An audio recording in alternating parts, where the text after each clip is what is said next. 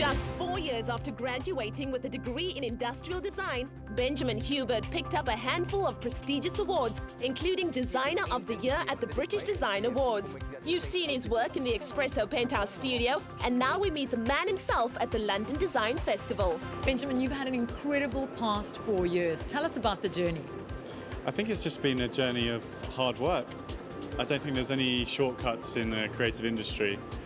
I think you have maybe 10 days a year which are like an exhibition like we're in at the moment, where you get sort of the reaction to your work. But it's a question of hard graft.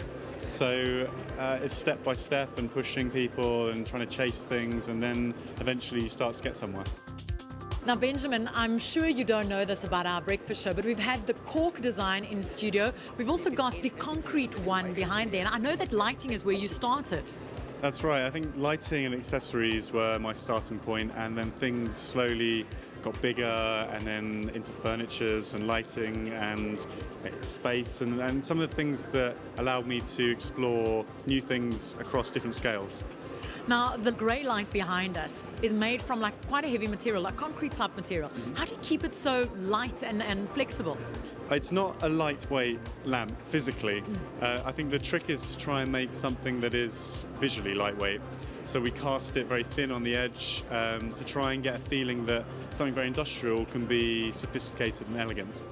Now, there's other interesting designs that I'd love to take a look at down here. I'm just loving the way you've used your space. And what caught my eye as well was this chair, and I know that a lot of people reference it, and I'm surprised by the way you've displayed it here. I think my work is, I'm less interested about shape. I think it's a very old and traditional way to think about design. The way my studio looks at it is materials and construction. It becomes the starting point of our projects, becomes what we're passionate about, and so this way of sort of displaying the elements that make up the design becomes the language and the signature, and it's what people know us for. Benjamin, it's very unusual to see a designer involved with lighting, with chairs, with space. You also started out with accessories. I think diversity and being able to work on lots of different things is what makes my job so interesting.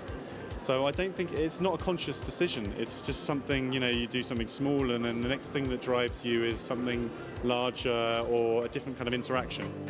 His new range is titled Tender, Italian for tent, and is made of materials from a very diverse mix of industries, as Liezel discovered.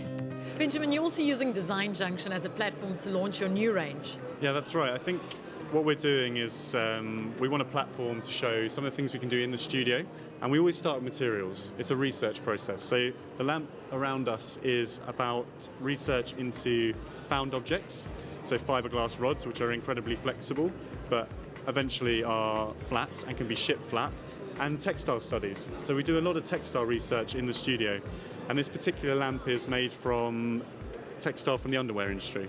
So a stretch mesh and a lycra, and then to do something from these very two-dimensional aspects and then create something very three-dimensional and with a really unique signature.